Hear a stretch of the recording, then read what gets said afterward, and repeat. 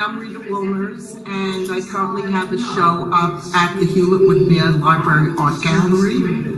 The name of the show is Mindscapes. It's a series of paintings representing several things that have inspired me, such as cityscapes, landscapes.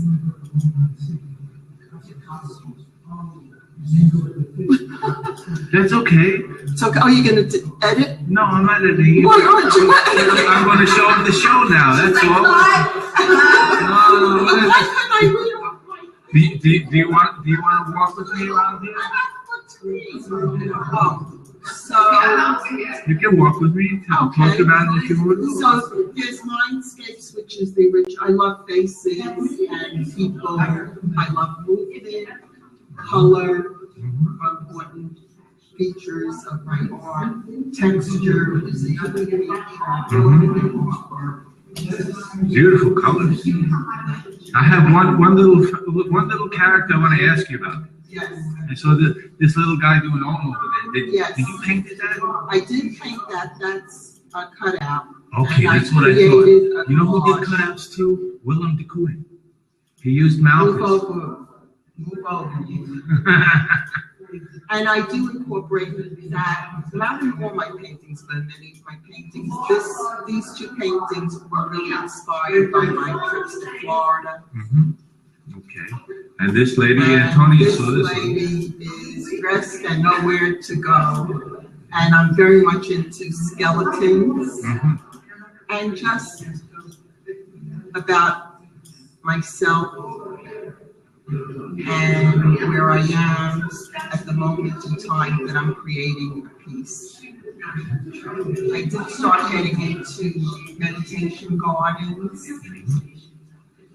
And again, there's the texture and the color, and I'll use pieces of paint to collage onto the painting. Okay, now this, in loving memory, one of my very closest friends, Ellen, passed away about 2 years ago, and I really had a difficult time with that. And so the painting began, and it took me about a year to complete it. And then once it was completed, I felt that I had let go some of that sorrow. And the lady in the red is me, alive, trying to talk to my friend Ellen, coming up from the ground. And I do love the birds flying in the background, and I love the water. So I really incorporate all of that within the painting. So when I begin a painting, I really don't know where I'm going with it, but it just begins to evolve, and then it's really based on how I'm feeling at that moment that I create the painting, and then I know that it's done. This one was Antonia liked very much. Oh, fuchsia, yeah. This is also part of my meditation garden series. And this too is part of the Florida series, because we go down there and my grandchildren are down there, I have family down there. So you're a snowbird? I'm a snowbird. I finally became a snowbird. The beauty of the part of this that I love was they were paintings initially, and then while I was looking out my sliding glass doors, I had blinds, and I decided when I came home that I would take strips of paper and start putting them so that as if you're looking through blinds out to the ocean and out to the land. And of course, the top one, Passage, many of my paintings, when I do have faces in it, sometimes I'll have clocks or watches or time in it. And basically, I'm questioning how much time do I have on this earth, and who am I, and all of those types of things. This whole series now coming up, I had the opportunity to go to Vail with my daughter and my grandson and my son-in-law. I was the babysitter, but it was the best time of my life. And when I came home, and while I was there, I felt it's beautiful, but it did not inspire me because it was during that horrible, horrible snowy winter that we had. And then somehow when I came home and I went into the studio, I could not stop painting snow scenes. It was like I became obsessed. We were engulfed by snow. I was engulfed by snow. But I really thought that there's nothing, I mean, it was beautiful, but I really thought there's nothing here really inspiring me. And then it just didn't stop. It just was that was an amazing experience. And so I have quite a few. This is just a sampling of a series that I call Polar Vortex. This one is beautiful colors. And my daughter has quite a few of these pieces. And of course, you see the little red characters, the little red markings in those paintings really represent the skiers to me. And it was very funny because I am not a skier. And it was after my knee surgery, so I was very nervous being there. And I would look out at the mountains and I would wonder, what are those things up there? And then I realized those are skiers, those tiny little things. So mine are these tiny little red things coming down the slopes. Perfect. So this is really about, this started off,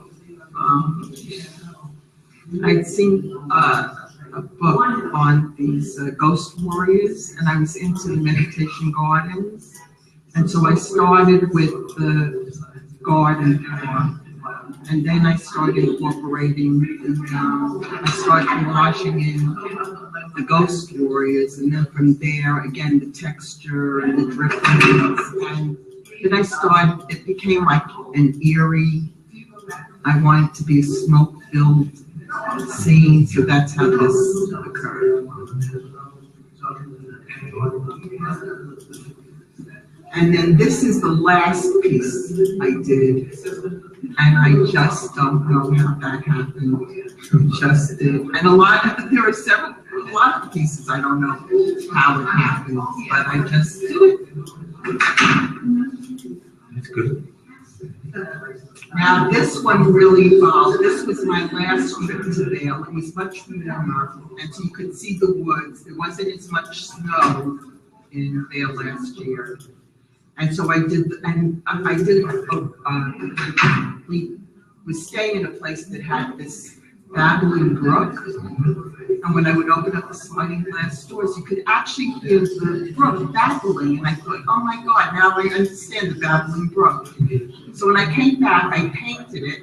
I did a painting, but it did have all the snow and everything, and so then I just kept working at it and working at it. And sometimes I get to a point where I go, you know what, the hell with it, I'm just going to go for it. And I started plopping on the white paint and doing all sorts of things, and I just felt whatever happens to it happens.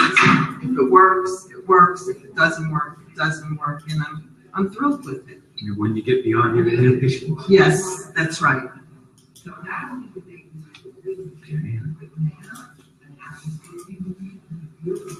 And so this is Amusement Park series. This is called Joyride. And this really began after the birth of my granddaughter. Yes, you took it, right? You took it to the ride? I did take it to the ride, but every time I would go down the road, when I was down there, I would see this amusement park. And so I said, I just started. So I started doing, I have, again, these are samplings, these two paintings are samplings of that whole series.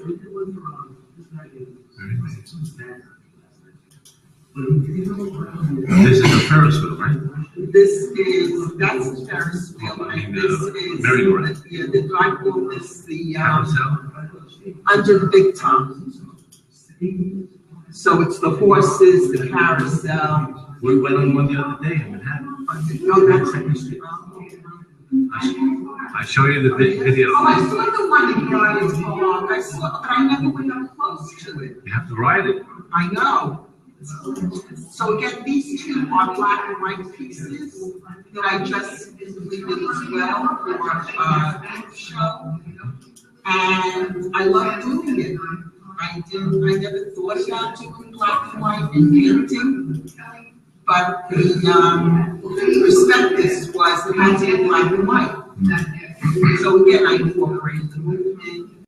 I'm also very concerned about global. This was the amusement park part of it, but the one with Neptune, I'm very concerned about global warming, and so I think a lot about that. And where is this? And this is called Shea, and this is really representative. My parents were Holocaust survivors. And so this is just what I imagine. I do love buildings, but this is what I imagine. The darkness, the brown, old. And what tower? Just a town. Yeah. I knew it was a different field. And this is called Noise, and this is of course Manhattan. And that's why I call it noise. A lot of things happen. The building I incorporated, Washington Square Park, the cabs in yellow, the guy walking with the delivery guy down below.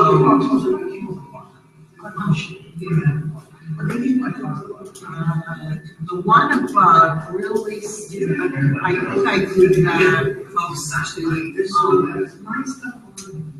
I almost want to say after 9/11, just the structure.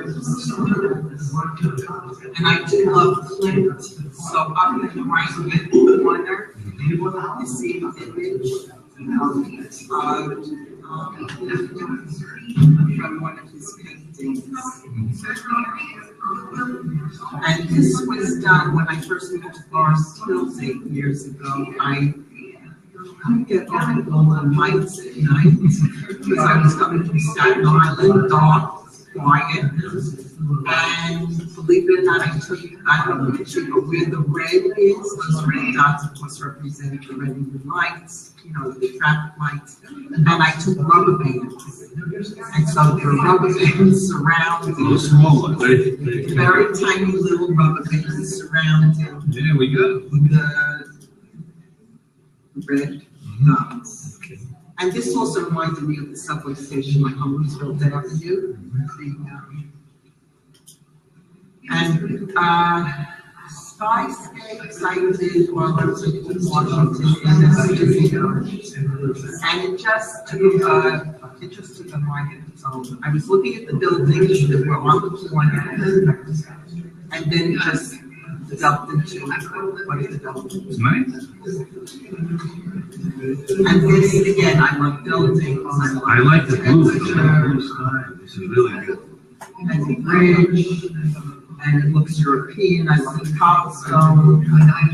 And also here I took some fabric strips and incorporated that in there. And I have the beadwork.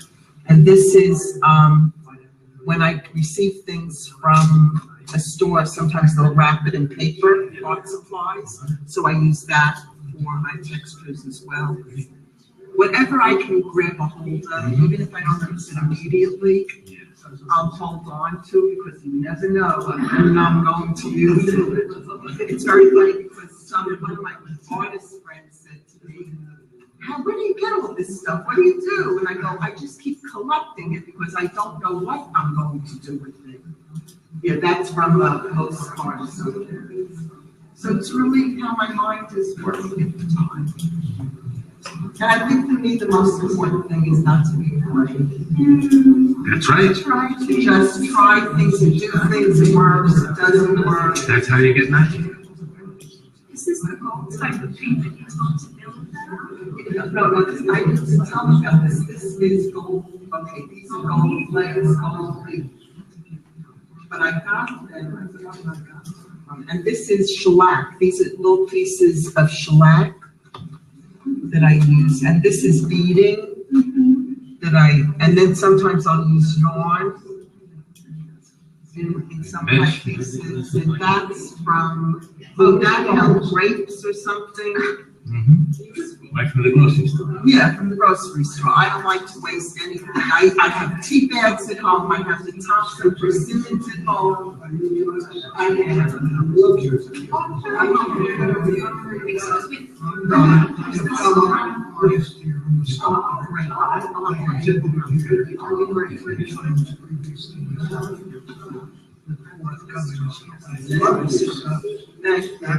Thank you very much. Thank you. We'll be done in a few minutes. Are we gonna be on the screen? Yes, it might be. Okay, so, again, this is simple based on what you see, I've done. This was very simple, but I just loved it. And when it was done, and it really represents to me the cityscape, the bridges, the waterway. Different perspective. Yeah. And I like to skew things and see things in an abstract way, so that enables me to express what I'm feeling at that moment. And this, of course, is my love, when I'm in Port Washington and always seeing those sailboats. And even though I've never gone sailing, it just... Your heart's been there. My heart's there.